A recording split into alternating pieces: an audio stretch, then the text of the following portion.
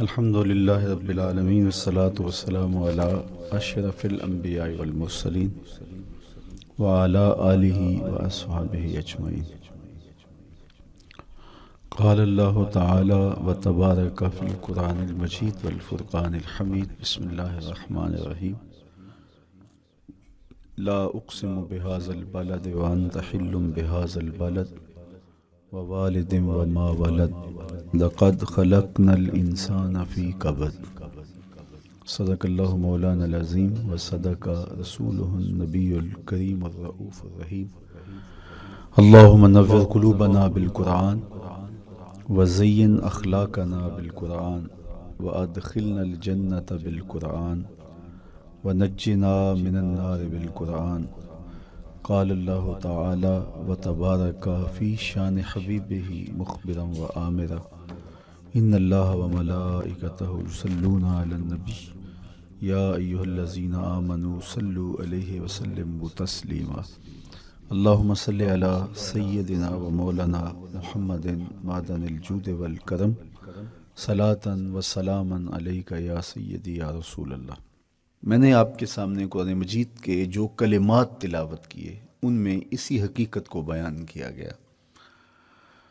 لا اقسم بہذا البلد، آغاز ہوا شہر مکہ کی قسم سے۔ قسم ہے مجھے اس شہر کی، پھر وجہ قسم بھی بیان کی۔ وانت حل بہذا البلد، مجھے اس شہر کی قسم اس لیے کہ محبوب اس شہر میں تو جو بستا ہے، تیرا بسیرا ہے اس شہر میں، اس شہر کی گلیوں نے تیرے قدم چومے ہیں اور تیرے انفاس کی مہک اس کی فضاؤں میں بسی ہے، اس لیے مجھے قسم کہ یہاں تم رہتے ہو۔ اللہ اکبر۔ علماء کے مابین اس بات پر اختلاف ہے کہ مکہ المکرمہ افضل ہے یا مدینہ النبی صلی اللہ علیہ وآلہ وسلم افضل ہے۔ ایک علمی اختلاف ہے، بعض نے کہا مکہ المکرمہ افضل ہے، دلائل دیے، بڑا وزن ہے دلائل میں۔ بعض نے کہا مدینہ تو رسول صلی اللہ علیہ وآلہ وسلم افضل ہے، دلائل دیے، بڑا زور ہے دلائل میں۔ لیکن شیخ عبدالحق محدث دہلوی علیہ رحمہ اسی آیت سے روشنی لے کر کے لکھتے ہیں کہ جب حضور مکے میں تھے تو مکہ افضل تھا، جب مدینے آ گئے تو مدینہ افضل ہو گیا۔ جدھر جدھر سے وہ گزرتے گئے مجد و شرف بھی پیچھے پیچھے رہا۔ چند لمحوں کے لیے ٹھہرے تھے تم جس پیڑ کے نیچے۔ نشور وحدی کا لہجہ دیکھیے کتنا دل آویز ہے۔ چند لمحوں کے لیے ٹھہرے تھے تم جس پیڑ کے نیچے، سنا ہے آج تک اس پیڑ کا سایہ مہکتا ہے۔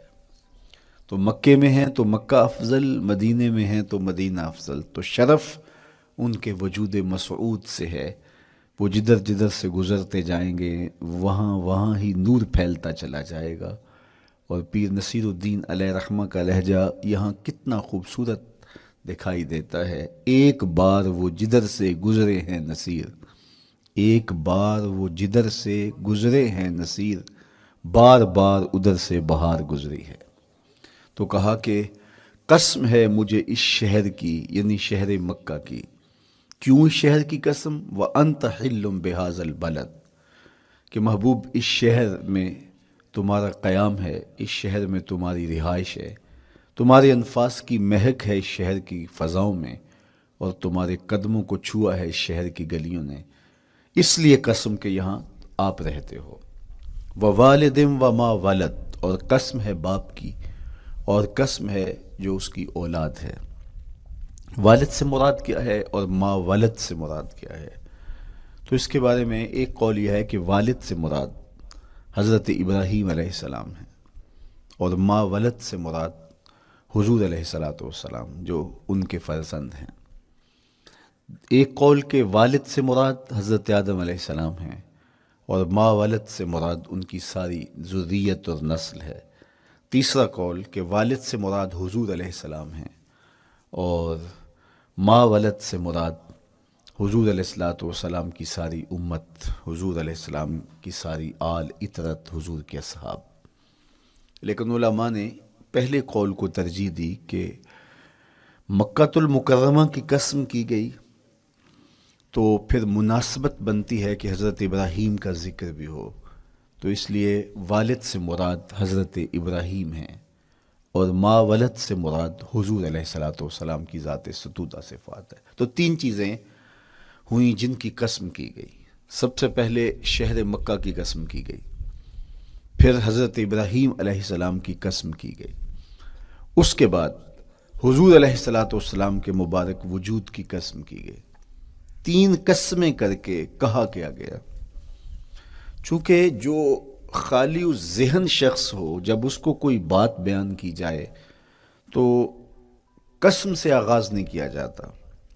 متردد الذہن کو کوئی بات کرنی ہو تو قسم سے آغاز کیا جاتا ہے، یا پھر آپ جس مضمون کو بیان کرنے جا رہے ہیں وہ اتنا اہم ہے کہ اس کی اہمیت کو اجاگر کرنے کے لیے آپ کو قسم کرنا پڑتی ہے۔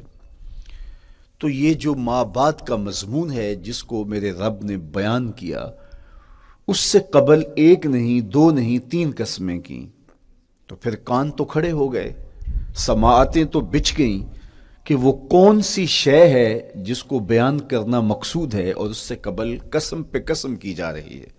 قسم محبوب شہر مکہ کی، قسم محبوب تیرے والد بزرگوار حضرت ابراہیم علیہ السلام کی، اور قسم تیرے پاکیزہ وجود کی۔ اب انسان بالکل سماعتیں بچھا کے منتظر ہے کہ قسم کی کس بات کی جا رہی ہے، کس بات پہ قسمیں ہو رہی ہیں۔ تو جواب آیا، قسم محبوب شہر مکہ کی جس میں آپ رہتے ہو، قسم آپ کے والد بزرگوار حضرت ابراہیم علیہ السلام کی، اور قسم آپ کے پاکیزہ وجود کی۔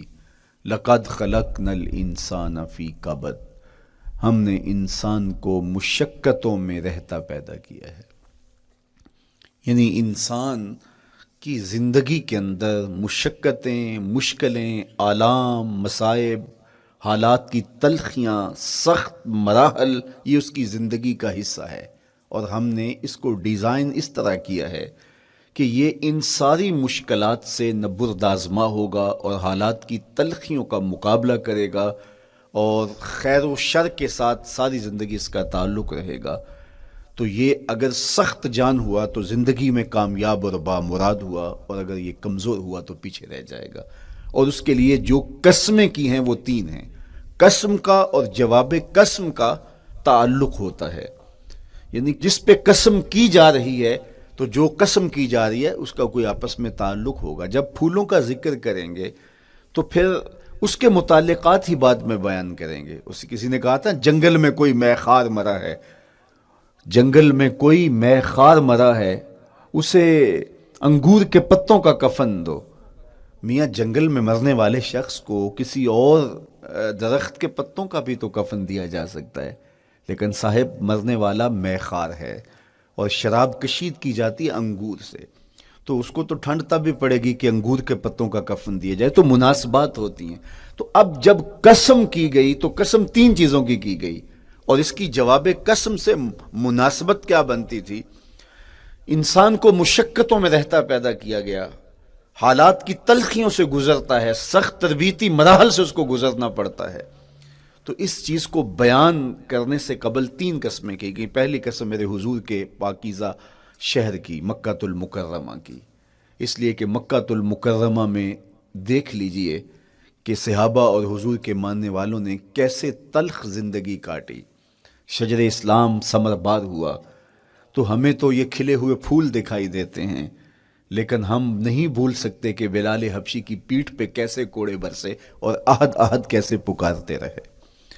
تو ہم اس منظر کو دیکھیں، مکہ کے ان حالات کو دیکھیں، تو اس لیے قسم کی مکے کی، اور پھر حضرت ابراہیم علیہ السلام کی قسم کی، چونکہ حضرت ابراہیم نے جس قدر اذیتوں سے گزر کر کے، مصائب آلام کا سامنا کر کے، حالات کی تلخیوں کا مقابلہ کر کے اپنا راستہ بنایا اور اپنے رب کی رضا پائی، وہ تاریخ کا ایک انوکھا باب ہے۔ اس سے بڑھ کر کیا ہوگا کہ جلتی ہوئی آگ میں چھلانگ لگا دی رب کے حکم کی تعمیل میں، بیٹے کی گردن پہ چھری رکھ دی۔ یہ تماشا لب بام نہیں تھا، منا کی وادی میں وہ انوکھا واقعہ رقم ہوا کہ آج بھی تاریخ انگشت بدندہ ہے کیا ایک باپ، اور وہ اس بیٹے کو ذبح کرنے کے لیے آمادہ ہو گیا جو اس کی آنکھوں کا نور ہے اور دل کا قرار ہے، رب سے مانگ کے لیا، لیکن تعمیل ارشاد میں اس بیٹے کی گردن پہ چھری رکھنے کے لیے باپ تیار ہو جاتا ہے اور اس کو ذبح کرنے کے لیے آمادہ ہو جاتا ہے، حتیٰ کہ بیٹے کو لٹا لیتا ہے اور ہاتھ میں چھری پکڑ کے بیٹے کی گردن پہ رکھ کے پوری ہمت کے ساتھ جب چھری چلاتا ہے تو آواز آتی ہے فلما اسلما وتلہ للجبین ونادیناہ ان یا ابراہیم قد صدقت الرؤیا انا کذالک نجزی المحسنین۔ ابراہیم بس کرو، تم نے واقعی خواب پورا کر دکھایا۔ اپنی بیوی کو، اپنے نو مولود بچے کو وادی غیر ذی زرع میں چھوڑ آنا، جہاں کچھ بھی میسر نہیں تھا، یہاں آپ کو آپ کے ماں باپ چھوڑ کے جاتے ہیں، ایک خوبصورت آسودہ ماحول ہے، اور آپ کو جس مقصد کے لیے چھوڑ کے جا رہے ہیں تو وہ مقصد بھی آپ کی اور ان کے پیش نظر ہے، لیکن اس کے باوجود بھی جو ہے وہ آنکھیں نم ہو جاتی ہوں گی کہ ہم اپنی اولاد کو یہاں چھوڑ کے جا رہے ہیں، جبکہ ایک محفوظ پناہ گاہ میں آپ کو چھوڑ کے گئے۔ آپ کی تربیت کرنے والا ایک جو ہے وہ توانا طبقہ اور ایک توانا جو ہے وہ سٹاف موجود ہے جو آپ کی فکری، ذہنی، بدنی تربیت کے لیے کوشاں ہیں، لیکن اس کے باوجود بھی والدین محسوس کرتے ہیں لیکن اپنے نو مولود بچے کو وہاں چھوڑ کے جانا جہاں آب و دانہ بھی میسر نہیں تھا۔ مورخ اسلام فی جلندری نے اس وادی کا نقشہ کھینچتے ہوئے کہا، وہ وادی جس میں وحشت بھی قدم رکھتی تھی ڈر ڈر کے، جہاں پھرتے تھے آوارہ تھپیڑے بادے سر سر کے، جہاں پر گھاس اگتی تھی، جہاں نہ پھول کھلتے تھے، مگر وہ سرزمیں تھی آسماں بھی جھک کے ملتے تھے۔ تو اس وادی میں چھوڑ کے آنا، حضرت ابراہیم نے جو امتحانات دیے، اس لیے ان کی قسم کی، چونکہ جواب قسم کا تعلق بنتا ہے، تو قسم ابراہیم کے پاکیزہ وجود کی کہ جنہوں نے دکھ سہے، تکالیف، آلام گوارا کی، لیکن پائے ثبات میں لغزش نہیں آنے دی۔ تیسری قسم میرے حضور کے پاکیزہ وجود کی فرمایا جتنے دکھ مجھے دیے گئے، جتنی اذیتیں مجھے پہنچائی گئیں، اتنی کسی کو نہیں دی گئیں۔ پیدا ہوئے تو حضور کے باپ کا سایہ سر پہ نہیں تھا، پھر اس کے بعد حضور مختلف مراحل سے گزرے، 6 سال کی عمر میں ماں کا انتقال ہو گیا۔ جب راہ حق میں لوگوں کو دعوت رشد و ہدایت دینے نکلے تو جو لوگوں کے رویے تھے اور جو اذیتیں لوگوں نے پہنچائیں وہ ایک الگ باب ہے۔ مکے کی گلیوں سے لے کے طائف کے بازاروں تک جن اذیتوں سے میرے حضور گزرے، ام المومنین سیدہ عائشہ رضی اللہ تعالیٰ عنہ فرماتی ہیں ایک دن حضور کی بارگاہ میں حاضری تھی تو ہم نے عرض کیا حضور کیا احد کے دن سے سخت دن بھی زندگی میں کبھی گزرا ہے؟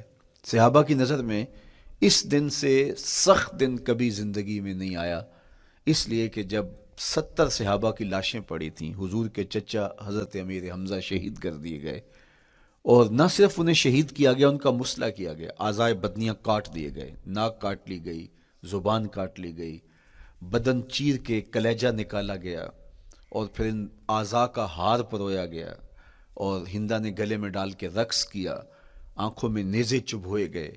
تو یہ دردناک دن تھا، تو حضور کے سر انور پہ سفید رنگ کی پٹی بندھی تھی اور چشمان رحمت میں آنسو تھے، اور بار بار فرماتے تھے ما فعل امی، میرے چچا کی کہانی سناؤ۔ تو یہ دردناک دن تھا جو صحابہ نے اپنی آنکھوں سے دیکھا۔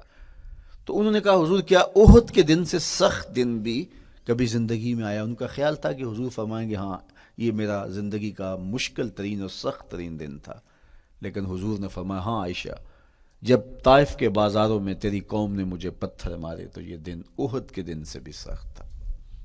حضور ان کے 3 سرداروں کے پاس پیغام حق لے کے گئے، لیکن انہوں نے آگے سے جو رویہ اختیار کیا وہ اتنا اذیت ناک تھا۔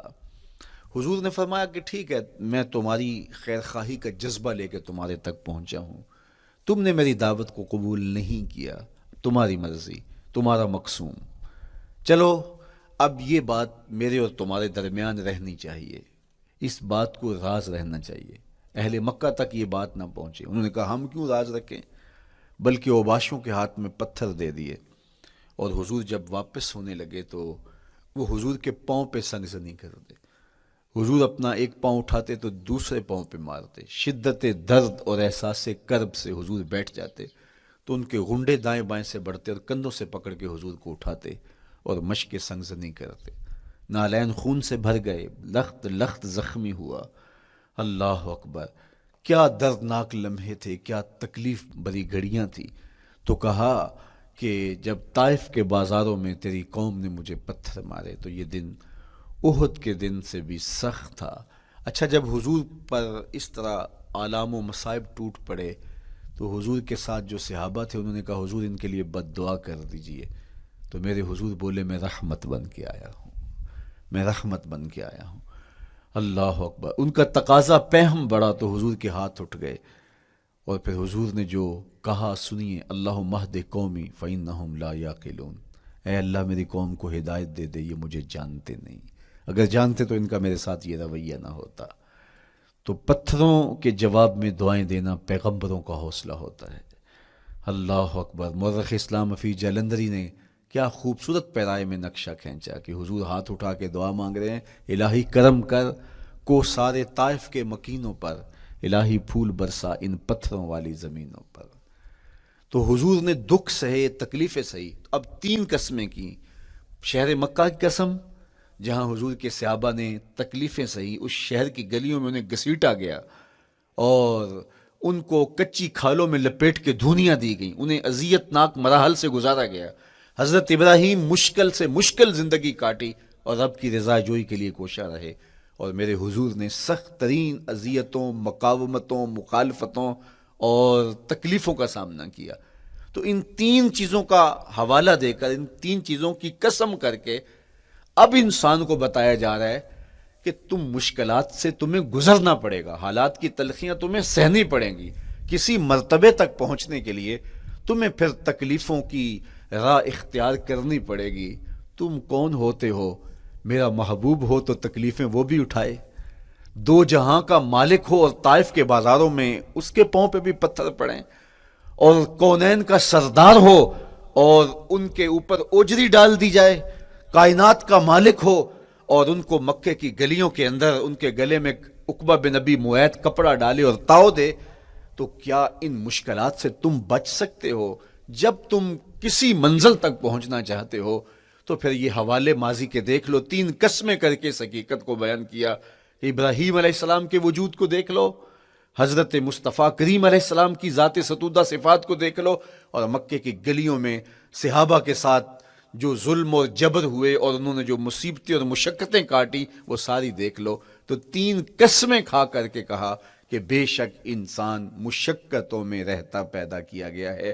اس لیے قافلہ انسانی کے وہ افراد جو کسی منزل کے متلاشی ہوتے ہیں، جو جستجو کی زندگی بسر کر رہے ہوتے ہیں، ان کو پھر مشکلات سے گزرنا پڑتا ہے اور حالات کی تلخیاں ان کو گوارا کرنا پڑتا ہے، کشاکش حیات سے ان کو ٹکرانا پڑتا ہے، اور ان کو آگے بڑھنے کے لیے ان کو تکلیفوں سے گزر کر کے، جان گسل مراحل سے گزر کر کے پھر منزل کی طرف عازم سفر ہونا پڑتا ہے. کیا میں نے اس خاکدان سے کنارہ جہاں رزق کا نام ہے آب و دانہ، پلٹنا جھپٹنا جھپٹ کر پلٹنا لہو گرم رکھنے کا ہے ایک بہانہ. پرندوں کی دنیا کا درویش ہوں میں کہ شاہین بناتا نہیں آشیانہ. تو زندگی مشکل مراحل سے گزر جانے کا نام ہے. اقبال نے کہا تھا ہے شباب اپنے لہو کی آگ میں جلنے کا نام. یہ زندگی آسان نہیں ہے، یہ حالات کی تلخیوں کا مقابلہ کرنے کا نام ہے، یہ ضبط نفس کا نام ہے، یہ اپنے من کی تربیت کا نام ہے.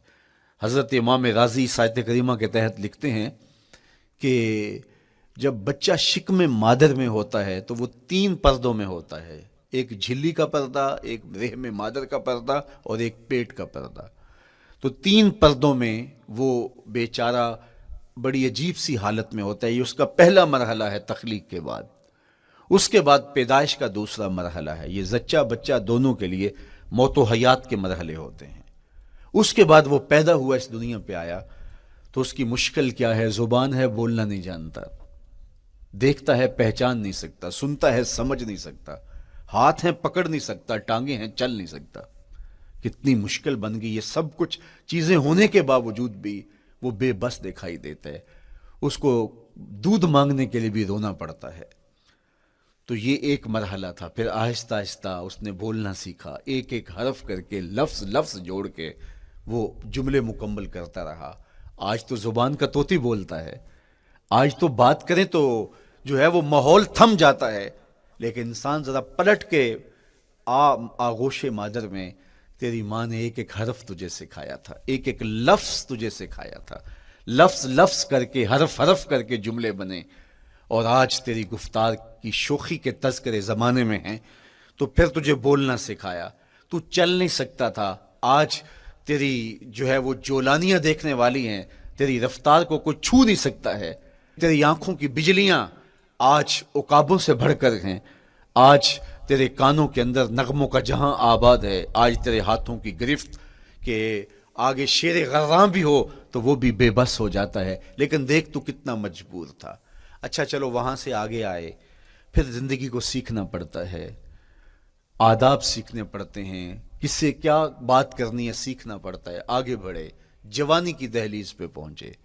جوانی انسان کی زندگی کا باقپن ہوتا ہے، عروج ہوتا ہے، اللہ اکبر، لیکن جوانی کو تقدس معاب رکھ کے منزل تک پہنچانا یہ سب سے مشکل مرحلہ ہوتا ہے، چونکہ جذبات بے قابو ہیں، خواہشیں آوارہ ہیں، اور تا حد نظر نظارے ہی نظارے جو دل کو کھینچتے ہیں۔ اب اپنے تقدس کو جو شخص محفوظ رکھے، کائنات میں سب سے قیمتی جوہر حضرت انسان کا اس کی عصمت کا جوہر ہے، اور سب سے حسین چہرہ وہ ہے جو جنسی کالک سے اپنے آپ کو بچا لے۔ تو جوانی ہو، باقپن ہو، اور پھر اپنی خواہشات کو بے قابو نہ ہونے دیا جائے، سب سے مشکل مرحلہ پوری زندگی میں یہ آتا ہے۔ کسی نے کہا تھا کتاب زیست کا ایک اور باب بیت گیا، شباب بیت گیا، ایک عذاب بیت گیا۔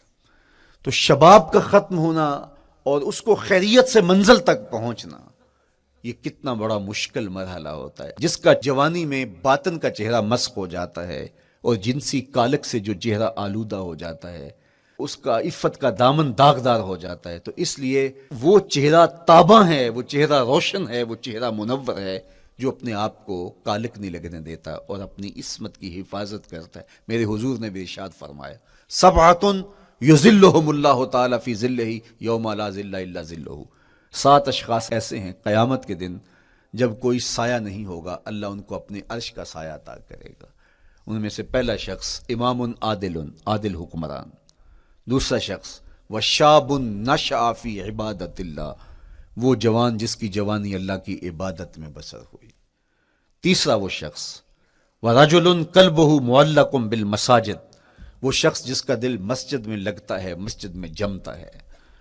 اور چوتھا شخص ورجل دعته امرأة ذات منصب وجمال فقال انی اخاف اللہ، وہ شخص جس کو دعوت گناہ ملی اور حسن قدموں میں بچھنے کے لیے بےتاب ہوا، اور اس نے کیا کہا، انی اخاف اللہ، میں اللہ سے ڈرتا ہوں، میرا اللہ مجھے دیکھ رہا ہے۔ میرے حضور نے فرمایا قیامت کے دن جب کوئی سایہ نہیں ہوگا، اللہ اس کے اوپر اپنے عرش کا سایہ تان دے گا، جو اپنی عصمت کے جوہر کو بچا گیا۔ تو یہ ایک مشکل مرحلہ تھا، اپنی جوانی کے تقدس کی حفاظت کرنا۔ میرے حضور نے ارشاد فرمایا انا حبیب اللہ، میں اللہ کا حبیب ہوں۔ جو جوان جوانی میں توبہ کرتا ہے وہ بھی اللہ کا حبیب ہے۔ کتنا بڑا اعزاز ہے اور کتنا بڑا کمال ہے جو شخص کو ملتا ہے جو جوانی میں اپنی عصمت کے تقدس کی حفاظت کرتا ہے، اپنی آبرو پہ پہرا دیتا ہے، اپنی نظروں کی حفاظت کرتا ہے، اپنی سوچوں کو آوارہ نہیں ہونے دیتا، اپنے خیالوں کو بھٹکنے نہیں دیتا، اپنی خواہشات کو بے قابو نہیں ہونے دیتا۔ تو یہ مشکل ترین لمحہ تھا۔ اس کے بعد امام راضی کہتے ہیں اب شادی کا مرحلہ ہوا، تو پہلے خود اپنی ذمہ داری تھی، اب کسی کا بوجھ بھی اٹھانا پڑا، یہ اگلی مشکل آ پڑی۔ پھر بچے ہوئے تو پھر اپنی زندگی تو ختم ہو گئی، پھر ساری زندگی، پھر بڑھاپے میں چلے جائیں، ارذل العمر تک چلے جائیں، یہ ساری زندگی مشکلات لقد خلقنا الانسان فی کبد۔ تو ہمیں عملی طور پہ مشکلات کے مقابلے کے لیے تیار ہونا چاہیے۔ دیکھیے ہم جب شکار کرنے جاتے ہیں اور وہ خطرناک جنگل ہو جس میں شیر، بھیڑی اور دیگر جانور بھی ہوں، تو پھر ہم حفظ ما تقدم کے طور پہ سب کچھ ساتھ لے کے جاتے ہیں اور اس انداز سے جاتے ہیں کہ ہمارے اوپر اگر کوئی حملہ ہو تو بچاؤ کی یہ تدبیر ہو۔ تو ہم عملی طور پہ اس کے لیے خود تیار ہوتے ہیں، تو پھر کوئی ہونے والا حملہ غیر متوقع نہیں ہوتا اور ہم اس کے لیے اپنے آپ کو مستعد اور فعال پاتے ہیں۔ اسی طرح میں اور آپ اگر زندگی کے اس فلسفے سے آگاہ نہیں ہوں گے کہ زندگی مشکلات کا مجموعہ ہے، حالات کی تلخیاں ساری زندگی ہمارے ساتھ رہیں گی، تو کوئی بھی تکلیف، کوئی بھی اذیت، کوئی بھی ایسا واقعہ جو ہم نہیں چاہ رہے ہوں گے وہ روح پذیر ہوگا تو ہم گھبرا جائیں گے اور پھر اس وقت ہم دکھی ہو جائیں گے۔ اس لیے ہمیں یہ قرآن نے سکھایا ہے کہ تم عملی طور پہ زندگی کی سختیوں کا مقابلہ کرنے کے لیے آمادہ اور تیار ہو جاؤ۔ قرآن مجید میں جو صبر کا لفظ ہے اس کا مفہوم یہ ہے کہ حالات کی جو تلخیاں تمہارے اوپر آتی ہیں، وہ غربت بھی ہو سکتی ہے، وہ بیماری بھی ہو سکتی ہے، وہ لوگوں کی عداوت اور دشمنی بھی ہو سکتی ہے، وہ اور بہت ساری چیزیں ہوتی ہیں، وہ جنگوں کی حالت کا بپا ہو جانا اور تمہارا دشمنوں کے نرغے میں گر جانا، یہ سب کچھ ہو سکتا ہے۔ تو اس کے اوپر استقامت کے ساتھ تم کھڑے رہو اور تم ان کو برداشت کرنے کی اپنے اندر ہمت اور حوصلہ رکھو، تو پھر وہ تمہارا صبر ہوگا، اور یہ قوت اگر تمہارے اندر پیدا ہو جاتی ہے تو پھر تمہاری زندگی آسان اور سوکھی ہو جاتی ہے۔ لیکن اگر یہ دولت تمہیں نصیب نہیں ہوتی تو پھر ساری زندگی دکھوں اور شکووں سے بھری رہتی۔ اس لیے ہمیں یہ چیز سیکھ لینی چاہیے کہ زندگی نام ہی مشکلات سے نہ برد آزما رہنے کا ہے۔ عملی طور پہ ہم دیکھو، ہمیں پتہ ہے سردی آ رہی ہے تو اس کا ہم پہلے انتظام کرتے ہیں، تو سردی ہمیں دکھی نہیں پھر کرتی، ہم سردی سے بھی لطف لیتے ہیں، موسم برسات سے بھی مزہ لیتے ہیں، اور گرمی سے بھی ہم ایک حاص حاصل کر لیتے ہیں اگر ہم اس کو جو ہے اس کے لیے عملی طور پہ اپنے آپ کو تیار کر لیں۔ لیکن اگر ہم اس کے لیے تیاری نہیں کریں گے تو سوائے گھبراہٹ کے اور کچھ نہیں ہوگا۔ تو مجھے اور آپ کو عملاً اپنے آپ کو اس بات کے لیے آمادہ کرنا پڑے گا کہ زندگی ان حالات کی تلخیوں سے ٹکرانے کا نام ہے، اور ساری زندگی ہمیں ان مراحل سے گزرتے رہنا پڑے گا۔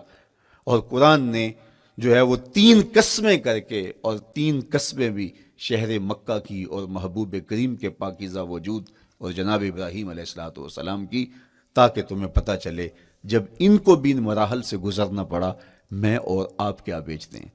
اس لیے ہمیں اپنی زندگی کو ان راہوں پہ ڈالتے ہوئے صبر اور استقامت، اب صبر اور استقامت کی دولت ہمیں کیسے نصیب ہوگی، یہ دولت کس طرح، یہ قوت راسخہ ہمارے اندر کیسے پیدا ہوگی، اور کس طرح ہمارے من کے اندر یہ چیزیں سمائے گی۔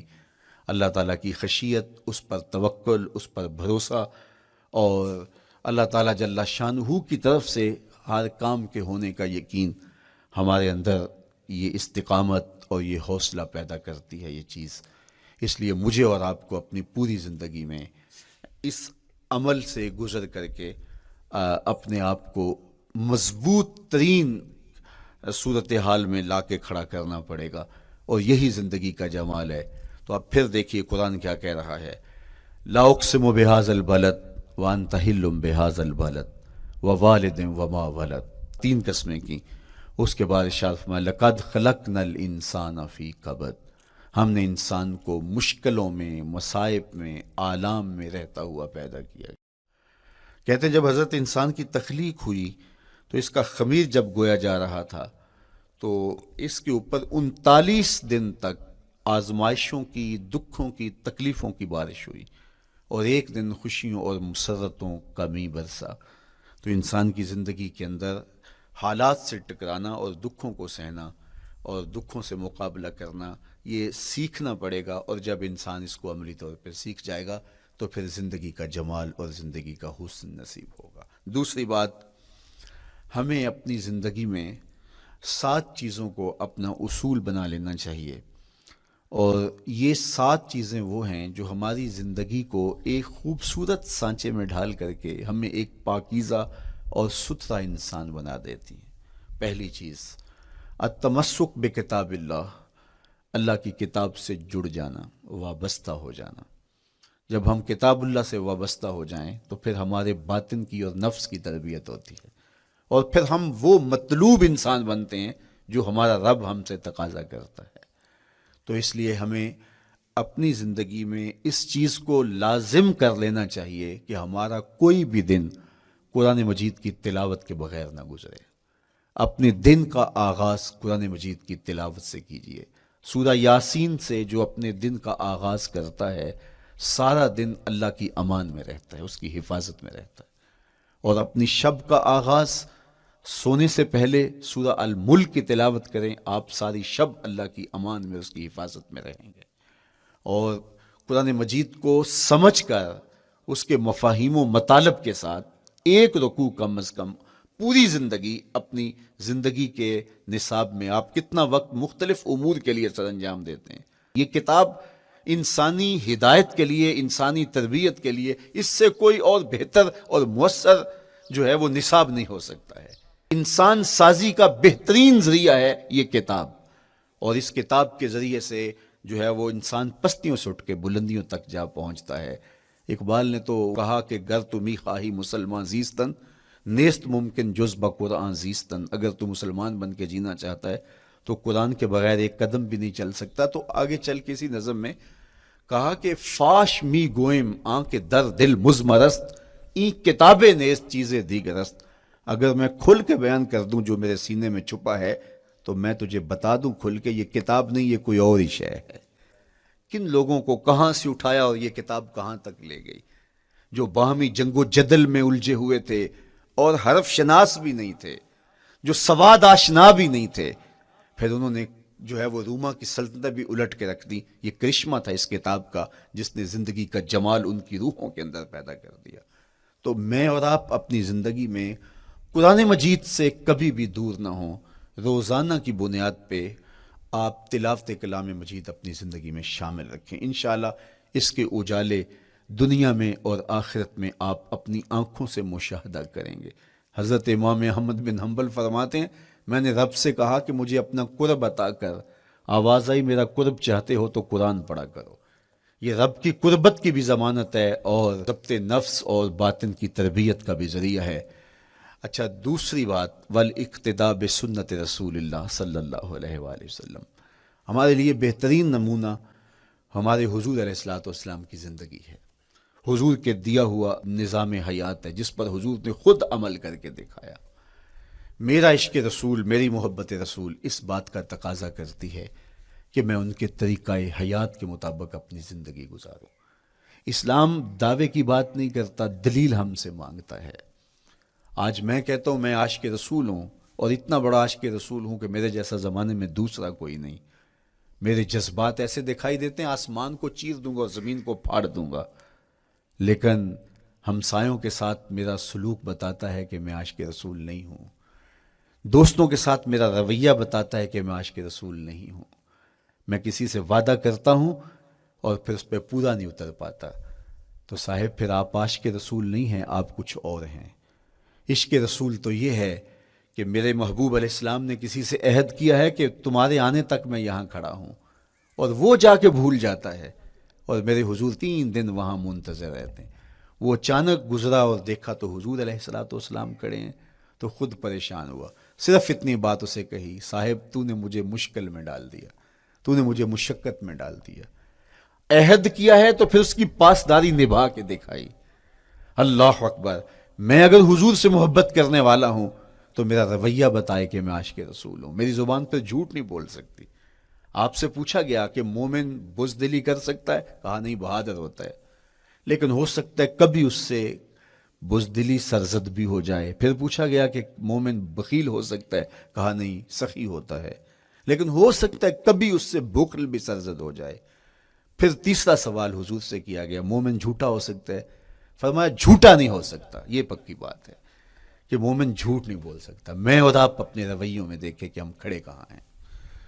آج ہم ان جگہوں پہ بھی جھوٹ بولتے ہیں جہاں جھوٹ بولنا ہماری مجبوری بھی نہیں ہوتی، چونکہ یہ ہماری فطرت ثانیہ اور عادت بن چکا ہے، اور ہم اس کو برا ہی نہیں سمجھتے۔ جبکہ جھوٹ جب کوئی شخص بولتا ہے، حدیث پاک میں آتا ہے اس کے منہ سے بدبو نکلتی ہے، رحمت کے فرشتے 1 میل دور ہٹ جاتے ہیں اس سے۔ اور سویر سے شام تک جب ہمارے معمولات یہ ہوں تو پھر ہم کہاں کھڑے ہیں اور رحمت کے فرشتے کہاں کھڑے ہیں؟ تو حضور علیہ الصلوۃ والسلام کی سنت کا اتباع حضور کی محبت کی دلیل ہوگی۔ امام قرطبی نے لکھا ہے، اللہ کی محبت کا کوئی دعویٰ کرے تو کیا دلیل ہوگی کہ یہ واقعی محب الہی ہے؟ تو کہا اللہ سے محبت کا دعویٰ کرنے والے کے لیے دلیل یہ ہے کہ وہ قرآن سے پیار کرے۔ قرآن سے پیار اور قرآن سے محبت کی دلیل یہ ہے کہ حضور کا پیار سینے میں رکھے. حضور سے محبت کی دلیل یہ ہے کہ سنت رسول سے پیار کرنے والا ہو. اور سنت رسول سے پیار کرنے کی دلیل یہ ہے کہ بدعات سے اجتناب کرنے والا ہو. ہر وہ طریقہ جو میرے حضور نے نہیں دیا اس کو اختیار نہ کرے، اس طریقے کو اختیار کرے جو حضور علیہ السلام کا عطا کرتا ہے. تیسری بات، عقل الحلال. یہ وہ بنیادی اصول ہیں جو ہماری زندگیوں میں اتر جانے چاہیے اور ہم ایک صالح اور خوبصورت انسان بن کے اس معاشرے کا حصہ بن سکتے ہیں. عقل حلال زندگی میں شامل ہو تو زندگی کو جمال نصیب ہوتا ہے اور باطن اور ظاہر کو طمانینت نصیب ہوتی ہے. اگر رزق پاک نہیں ہے تو آپ کعبے بھی جائیں تو وہاں بھی آپ محروم پلٹیں گے. میرے حضور علیہ السلام نے فرمایا ایک بندہ لمبا سفر کر کے گیا، اشعث اغبر کے لفظ ہیں کہ اس کے بال بکھرے ہوئے ہیں، سفر کی گرد پڑی ہوئی ہے اور لباس بھی پھٹا ہوا ہے، شکستہ حالت، پراگندہ صورت، اور کھڑا ہے کعبۃ اللہ کے سامنے. یمد یدیہ، دونوں ہاتھ لمبے کر کر کے دعا مانگ رہا ہے اور کیا کہتا ہے؟ اے اللہ ومطعمہ حرام ومشربہ حرام وملبسہ حرام وغذی بالحرام. فرمایا اس کا کھانا حرام کا ہے، اس کا پینا حرام کا ہے، اس نے جو لباس پہنا ہے وہ حرام کا ہے. میرے حضور فرماتے ہیں بتاؤ اس کی دعا کیسے قبول ہوگی؟ اب لمبا سفر کاٹ کے حرم کعبہ میں پہنچے، غلاف کو پکڑ پکڑ کے دعائیں کر رہا ہے، لمبے لمبے ہاتھ کر کے دعائیں مانگ رہا ہے، ملتزم سے لپٹا ہوا ہے، حتیم میں سجدہ ریز ہو کے رو رو کے دعائیں مانگ رہا ہے، لیکن دعا قبول نہیں ہوتی. کیوں؟ اس لیے کہ اس کے پیٹ میں لقمہ حرام کا ہے، اس کے بدن پہ لباس حرام کا ہے. تو اسلام نے جتنا زور حلال کمانے، حلال کھانے اور حلال اختیار کرنے پر دیا ہے، تو ایک مومن اگر اسلام کے مبادیات سے بھی آگاہ ہو تو اس کی تو زندگی کے اندر جو ہے وہ حرام گھس ہی نہیں سکتا ہے، بلکہ وہ مشکوک سے بھی اجتناب کرے. چوتھی چیز، کف الاذی. اپنے آپ کو ایسا بناؤ کہ تمہارے وجود سے کسی کو ضرر اور تکلیف نہ پہنچے. ہمارا اسلام تو ہمیں یہ بتاتا ہے کہ تم پیاز یا لہسن کھا کے مسجد میں نہ جاؤ کہ تمہارے منہ سے جو سمیل آتی ہے اس سے کسی کو تکلیف نہ پہنچے. تو یہ اسلام کی دی ہوئی تعلیمات ہیں کہ مسجد میں بھی جانا ہے تو اپنے آپ کو دیکھو کہ تمہاری حالت کیا ہے، تمہاری وجہ سے کسی کو تکلیف نہ پہنچے. تمہارے رویے اتنے خوبصورت ہوں، تمہارے ہمسائے بتائیں کہ یہ واقعی مسلمان ہے. مسلمان کی تعریف کی گئی، المسلم من سلم المسلمون من لسانہ و یدہ. مسلمان کون ہے؟ جس کے ہاتھ سے، جس کی زبان سے دوسرا مسلمان بھائی محفوظ ہے، تو وہ مسلمان ہے. اللہ اکبر. ہم یہ جو کہتے ہیں السلام علیکم، اس کو کہتے ہیں تحیت المسلم، مسلمان کا تحیت.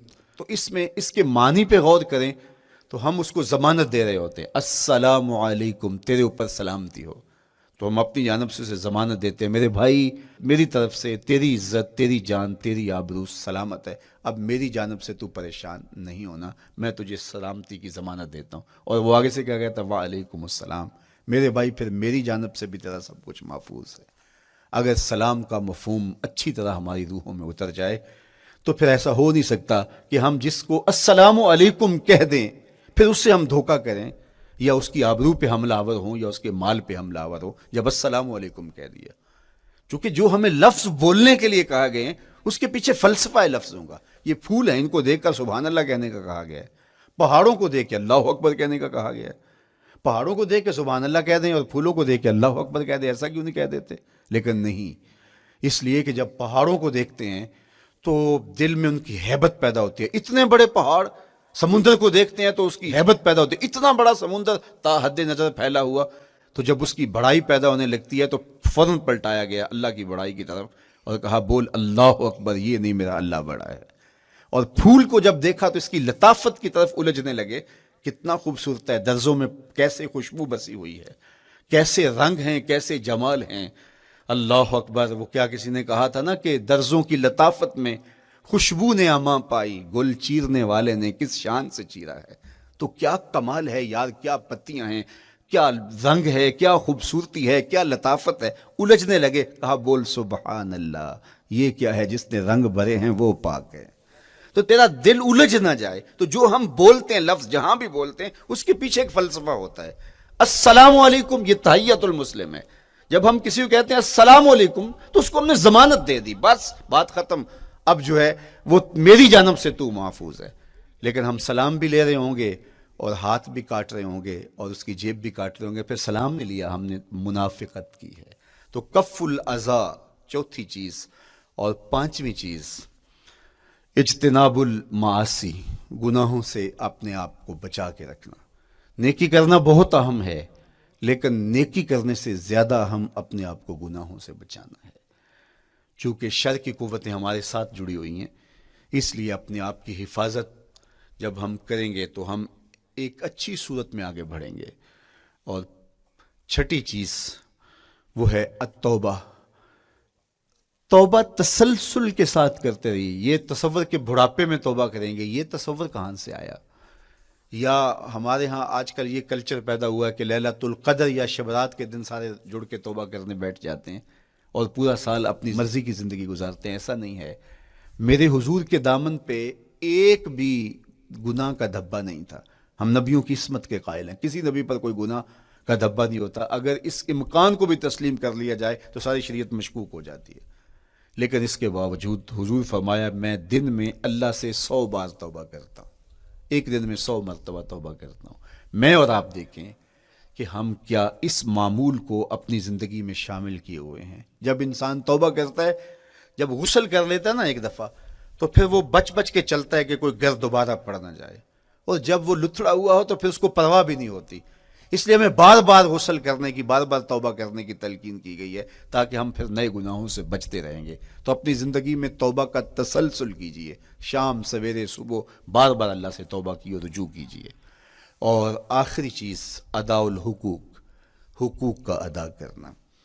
ہمارے ذمے جو حقوق عائد ہوتے ہیں وہ ہمارے والدین کے ہیں، وہ ہمارے بہن بھائیوں کے ہیں، وہ ہمارے دوستوں کے ہیں، ہمسایوں کے ہیں، ہمارے اساتذہ کے ہیں، کلاس فیلوز کے ہیں۔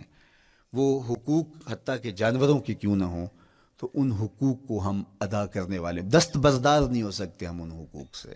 یہ مومن کی زندگی ہے، یہ ہمارا نظم حیات ہے، یہ اسلام کا دیا ہوا منشور ہے، یہ طریقہ زندگی ہے کہ ہم ایک ایک کے حق کو ادا کرتے ہوئے اپنی زندگی کو بسر کریں۔ بالخصوص میں طلباء سے مخاطب ہوں کہ یہ عمر تربیتی اعتبار سے سب سے اہم عمر ہے۔ سیدنا علی المرتضیٰ رضی اللہ تعالیٰ عنہ فرماتے ہیں کہ 15 سال سے لے کر کے 20 سال تک کی عمر میں انسان کے نظریات پختہ ہوتے ہیں اور اس کی عادتیں جمتی ہیں۔ یہ دوسرے کہتے ہیں 13 سے 19 سال تک کی عمر، وہ کہتے ہیں یہ بڑی اہمیت کی حامل ہے۔ تو 13 سے 19 سال یا 15 سے 20 سال تک کی عمر، بعض کا تو ہوتا ہے کہ ابھی بچے ہیں، ماں باپ بھی سستی کرتے ہیں کہ ان کو تہجد کا عادی اب کیوں بنائیں، ابھی تو یہ بچے ہیں، ان کو ان چیزوں سے، چھوٹی چھوٹی چیزوں کا عادی اب کیوں بنائیں، جب بڑے ہوں گے، سمجھدار ہوں گے، ذمہ داریوں کا بوجھ آئے گا، سب کچھ کر لیں گے۔ تو پھر اس وقت کرنا مشکل ہوتا ہے، پھر کر نہیں پاتا بندہ۔ تو جو سیکھنا ہے، جو عادتیں پختہ کرنی ہے، وہ اسی زندگی میں ہوتی ہیں۔ تو یہ آپ کا ایک موقع ہے، آپ کو ایک ماحول فراہم ہوا ہے۔ آپ کے ہمسائے آپ کے کلاس فیلوز ہیں جو آپ کے ساتھ کمرے میں رہ رہے ہیں۔ ہمسائیگی کے حقوق ادا کرنے کا جو انداز ہے وہ یہاں ہی سیکھیے اور اپنے اندر اس کو متحقق کیجیے اور پختہ کیجیے۔ اسی طرح اپنے گفتگو کے لہجوں میں شائستگی، اپنے انداز کے اندر خوبصورتی اور اپنے رویوں کے اندر جمال پیدا کرنے کی کوشش کریں۔ اپنے آپ کو مؤثر بنائیں اور شریعت کے بتائے ہوئے اصولوں اور ضابطوں کے مطابق آپ جب زندگی کے چند دن گزار لیں گے، پھر زندگی گزارنے کا نشہ آنے لگ جائے گا۔ چونکہ جب ہم اپنی خواہش کی زندگی گزارتے ہیں تو پھر ہم خود بے چین اور مضطرب ہوتے ہیں، اس لیے کہ ہمیں اس طرح زندگی گزارنی چاہیے جس طرح ہمارے رب نے ہمیں بتایا ہے۔ آپ کوئی بھی مشین خریدتے ہیں، کوئی بھی چیز لیتے ہیں تو اس کے ساتھ چھوٹی سی بک دیتے ہیں آپ کو، اس کا طریقہ استعمال بتاتے ہیں کہ اس کو یوں استعمال کرو گے تو دیر پا اس کے فوائد حاصل کرو گے۔ اگر یہ مائک ہم اس طرح استعمال نہیں کرتے، اپنی خواہش سے استعمال کریں گے تو پھر نتیجہ کیا ہوگا کہ تھوڑے دنوں کے بعد جو ہے وہ خرابی کی طرف سلسلہ چلے گا۔ اس طرح یہ وجود جس پاکیزہ ذات نے بنایا ہے، اس نے ہمیں بتایا ہے کہ اس کو استعمال کیسے کرنا ہے اور اس زندگی کو کیسے گزارنا ہے۔ اور پھر انسان کو ایک ماڈل اور نمونہ بھی چاہیے تو کہا نمونہ دیکھنا ہے تو محمد عربی کی ذات دیکھ لو، ادھر دیکھتے جاؤ اور زندگی گزارتے جاؤ، دیکھنا تمہاری زندگی کتنی خوبصورت اور کتنی پروقار گزرتی ہے۔ اللہ آپ کو دنیا آخرت کی برکتیں دے، اپنی پناہوں اور اپنی امان اور اپنی حفاظتوں کا حصار دے، اور آنے والا کل اللہ بہتر فرمائے، میرے وطن کی خیر کرے، میرے ملک کو امن کے اجالے دے، یہاں دہشت گردی کے سلگتے الاؤ ٹھنڈے کر کے امن کی بہاریں پیدا کر دے۔ کی محمد سے وفا تو نے تو ہم تیرے ہیں، یہ جہاں چیز ہے کیا لوح و قلم تیرے ہیں۔ وآخر دعوانا ان الحمدللہ۔